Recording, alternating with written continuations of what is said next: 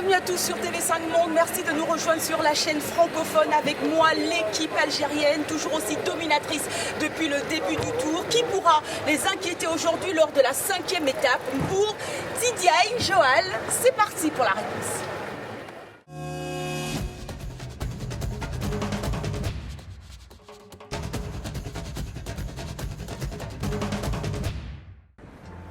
Bourg et sa grande mosquée Serigne Saliou Mbacké, un vestige que n'auront pas le temps d'admirer les coureurs.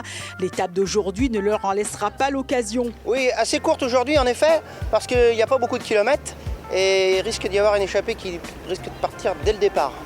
Donc j'ai dit à mes coureurs du team Sénégal qu'ils soient vigilants pour être au moins dans un coup au départ. Il n'y a rien qui est joué pour l'instant. Quelle est la stratégie aujourd'hui? Écoute, de prendre la bonne échappée, il n'y a plus que ça à faire.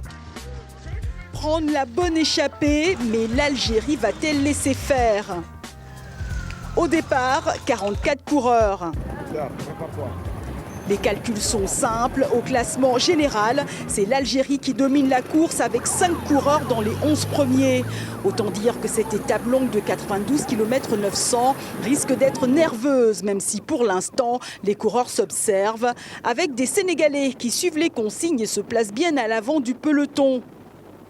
La population va qu'à ses occupations. Curieuse tout de même de voir ces chevaliers d'un autre genre. Le peloton se bouscule car devant un homme part, Osama El Gouat. Même s'il n'est pas dangereux pour le général, le maillot jaune réagit et veut montrer que c'est lui le patron. Une accélération qui fait des dégâts derrière. 2 hommes sont lâchés devant des Sénégalais intéressés. Ben Youssef fait la jonction. Mais très vite, ça se bouscule. Un Marocain se place à l'avant. Son accélération provoque la cassure du peloton.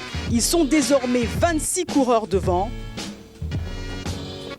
Le Belge Kylian Michiels se prend la tête de l'échappée, mais le maillot jaune et l'un de ses lieutenants sont bien en embuscade, malgré le rond-point dangereux.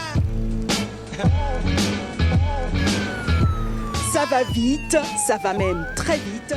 Le Belge Rutger Holland se prend la tête de l'échappée et franchit le premier la ligne d'arrivée. 2 Algériens le suivent. Belle première victoire d'étape belge. Le maillot jaune reste sur les épaules de Abdellah Ben Youssef. Au classement général, la domination algérienne est incontestable. Voilà, toujours maillot jaune.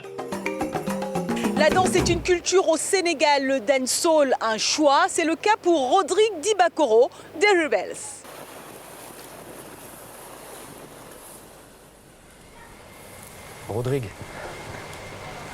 Rodrigue, c'est d'abord un sentiment. C'est ensuite une personne, c'est un mouvement. C'est une énergie, c'est une onde. Ça prend mon être, ça enivre mes journées, ça éblouit mes nuits parce que ça me fait rêver. La danse a fait de moi aujourd'hui quelqu'un de différent. A fait de moi quelqu'un d'autre. La différence reste quelque chose qui est ancré dans ma conception des choses parce que ça m'a fait rêver dès que j'ai vu ça à la télé. J'ai voulu être quelqu'un. J'ai voulu être quelque chose, j'ai voulu faire des choses.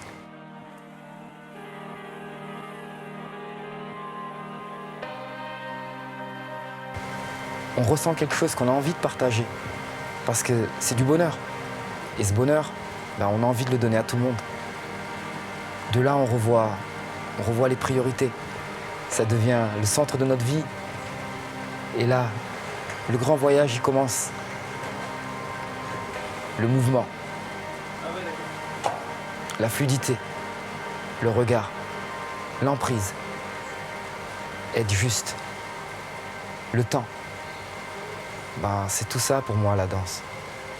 C'est une constante dualité entre toi et toi. En tout cas, je ne suis pas encore arrivé là où j'ai envie d'aller. J'espère vraiment pouvoir y aller avec beaucoup d'espoir, parce que c'est ce que la danse veut dire pour moi. La danse, ça calme. La danse, ça apaise. La danse, ça excite. La danse, ça fait rêver. On fait rêver beaucoup de monde à travers ça. Et c'est une responsabilité que de donner aux gens beaucoup de bonheur. Et c'est ce que représente la danse pour moi. Que de richesse culturelle, n'est-ce pas, au Sénégal, mais il y a bien évidemment le tour qui continue sur tv5monde.com, mais également sur les réseaux sociaux. À demain, salut.